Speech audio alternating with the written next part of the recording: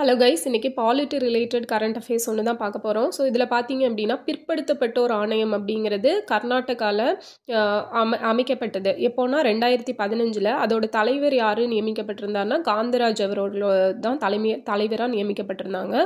So இது இப்போ எதுக்கு நியூஸில் இடம்பெற்றிருக்கு அப்படின்னு பார்த்தீங்கன்னா கர்நாடகாவில் ஜாதிவாரி கணக்கெடுப்பு அப்படிங்கிறது நடத்த இருக்காங்க. ஸோ அந்த நியூஸில் தான் இது வந்திருக்கும். அப்போ பிற்படுத்தப்பட்டோர் ஆணையம் பேக்வேர்ட் கமிஷன் அப்படிங்கும்போது நம்ம அது ரிலேட்டடான ஃபுல் டேட்டாஸ் வந்து பார்க்கணும். ஓகேவா? ஸோ இப்போ ஒரு பேக்வேர்ட் கமிஷன் பிற்படுத்தப்பட்டோர் ஆணையம் அப்படிங்கிறது அமைக்கலாம் அப்படின்னு சொல்கிற ஆர்டிக்கல் 340. ஸோ இது யார் அப்பாயிண்ட் பண்ணுவாங்க அப்படின்னா இந்த கமிஷனை வந்து பிரசிடென்ட் தான் அப்பாயிண்ட் பண்ணுவாங்க. ஸோ இதில் தொடர்புடைய இன்னொரு ஆர்டிக்கல் வந்து ஆர்டிக்கல் 16 சப்கிளாஸ் 4. ஸோ இந்த ஆர்டிக்கல் படி தான் ஒரு பிற்படுத்தப்பட்டோர் ஆணையம் அப்படிங்கிறது அமைக்கப்படும், பேக்வேர்ட் கிளாஸ் கமிஷன் அப்படிங்கிறது. இது ரிலேட்டடாக ஃபஸ்ட்டாக நம்ம இந்தியாவில் அமைக்கப்பட்ட பிற்படுத்தப்பட்டோர் ஆணையம் எதுனா காக்கா கலேர்கர் அவர்கள் தலைமையில் அமைக்கப்பட்ட கமிட்டி தான். ஸோ இதில் 1953 ஜனவரி 29 அமைச்சிருப்பாங்க இந்த கமிஷனை.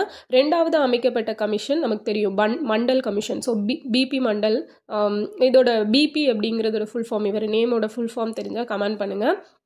ஸோ இந்த கமிட்டி அப்படிங்கிறது 1978 டிசம்பர் 20 அமைக்கப்படும்.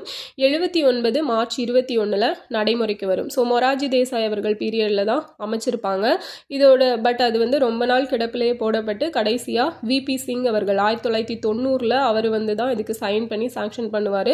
ஸோ 27% ஓபிசிக்கு ரிசர்வேஷன் அப்படிங்கிறது இதில் வந்து மண்டல் கமிஷன் ரிப்போர்ட்டோட ஒரு பெரிய இது நம்ம இப்போ வந்து எல்லாருமே பயனடைகிறது அதனால தான். அண்ட் இதில் வந்து இவர் ஒரு 11 கிரிட்டீரியா அப்படிங்கிறது வச்சுருப்பாரு. ஸோ இதுதான் இப்போ குரூப் 4 எக்ஸாமில் கேட்டிருப்பாங்க. கல்வி, சமூக, பொருளாதாரம் அப்படின்னு 3 கேட்டகரியாக பிரித்து இந்த கல்விக்குன்னு சொல்லி ஒரு 3 அளவுகோல்கள், சமூகத்துக்கு 4 அளவுகோல்கள், பொருளாதாரத்துக்கு 4 அளவுகோல்கள். ஓகேவா? டோட்டலாக இப்படி ஸ்ப்ளிட்டப் பண்ணியிருப்பாங்க. அண்டு நான் தேடின வரைக்கும் இந்த டேட்டாஸ் தான் கிடச்சிச்சு. ஓகேவா? பட் குரூப் 4 கீ படி அதில் வேறு மாதிரி கொடுத்துருந்தாங்க. ஸோ இப்போதைக்கு நோட் பண்ணிக்கோங்க, அதை வந்து நம்ம அப்புறம் பார்த்துக்கலாம். ஸோ தமிழ்நாடை பொறுத்த வரைக்கும் இது வரைக்கும் நிறைய கமிஷன்ஸ் அமைக்கப்பட்டிருக்கு. ஃபஸ்ட்டாக இந்த பிற்படுத்தோர் நல ஆணையத்துக்காக அமைக்கப்பட்ட ஒரு கமிஷன் அப்படின்னா சட்டநாதன் கமிஷன் தான். 1969 நவம்பர் 13 அமைக்கப்பட்டிருக்கும். இதோட பரிந்துரை ரிப்போர்ட் அப்படிங்கிறது 1971 சப்மிட் பண்ணியிருப்பாங்க. ரெண்டாவது அமைக்கப்பட்ட கமிஷன் வந்து ஜே.ஏ. அம்பாசங்கர் கமிஷன்.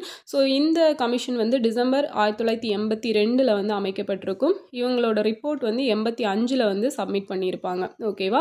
மூணாவது அமைக்கப்பட்டது எம்எஸ் ஜனார்த்தனம் கமிஷன். ஸோ இவங்க வந்து நவம்பர் 22, 2008 அமைக்கப்பட்டிருக்கும். ஸோ இதன்படி 2009 ஒரு ஆக்ட் அப்படிங்கிறது வந்திருக்கும். என்னன்னா எஸ்சிஏ ஷெட்யூல் கேஸ்ட் அருந்ததியர் அப்படிங்கிற ஒரு தனி பிரிவு வந்து உருவாக்கப்பட்ட அவங்களுக்குன்னு சொல்லி ரிசர்வேஷன் அப்படிங்கிறது தனியாக கொடுத்துருப்பாங்க. ஓகேவா? நம்ம 69% ரிசர்வேஷன் இருக்குதுல்ல, அதில் அருந்ததியருக்குன்னு சொல்லி தனியாக ரிசர்வேஷன் ஒதுக்கியிருப்பாங்க. அது வந்து இந்த எம்எஸ் ஜனார்த்தனம் கமிட்டி ரெக்கமெண்டேஷன் படி தான் கொண்டு வந்திருப்பாங்க. ஓகேவா? ஸோ இதுதான் வந்து தமிழ்நாட்டில் எல்லாம் போடப்பட்டிருக்கிற கமிஷன்ஸ். அண்டு ஏதாவது நான் மிஸ் பண்ணியிருந்தேன்னா அதை கமெண்டில் சொல்லிடுங்க. ஓகே. 102 கான்ஸ்டியூஷனல் அமெண்ட்மெண்ட் ஆக்ட் 2018 படி constitutional status for backward classes, அதாவது பிற்படுத்தப்பட்டோர் ஆணையத்துக்கு வந்து ஒரு சட்ட அங்கீகாரம் கொடுத்த அரசியலமைப்பு சட்டம் எது அப்படின்னா 102வது சட்ட திருத்தம் 2018 தான். அதே மாதிரி 105வது சட்ட திருத்தம் 2021. ஸோ இது என்ன சொல்லியிருக்கும் அப்படின்னா state government to identify and classify socially economically backward classes including OBC அப்படின்னு. அதாவது ஒரு ஸ்டேட் கவர்மெண்ட்டுக்கு வந்து ஒரு சமூக பொருளாதார நிலைகளை அடிப்படையாக கொண்டு ஒரு அவங்க வந்து அந்த குறிப்பிட்ட கேட்டகிரியை வந்து ஓபிசி அப்படின்னு சொல்லி டிக்ளேர் பண்ணுறதுக்கு ஸ்டேட்டுக்கு அதிகாரம் இருக்குதுன்னு சொல்லி கொண்டு வந்தது இந்த 105வது சட்ட திருத்தம் 2021 கொண்டு வந்திருப்பாங்க. ஸோ இதன்படி என்னென்ன ஆர்டிக்கல் எல்லாம் ஆட் பண்ணியிருப்பாங்கன்னா 338B, 342A, 366. ஸோ இந்த ஆர்டிகல்ஸ்லாம் சேஞ்சஸ் அப்படிங்கிறது கொண்டு வந்திருப்பாங்க. இதுவுமே குரூப் 1 எக்ஸாமில் ஒன் டைம் வந்து கேட்டிருந்தாங்க. ஓகேவா? ஸோ ஸ்டேட்மெண்ட் கொஸ்டின் ஆப்ஷன்ஸில் கொடுத்துட்டு இதில் எந்தெந்த ஆர்டிகல்ஸ் எல்லாம் இப்படி 105வது சட்ட திருத்தத்தின்படி கொண்டு வரப்பட்டது அப்படின்னு சொல்லி கேட்டிருந்தாங்க.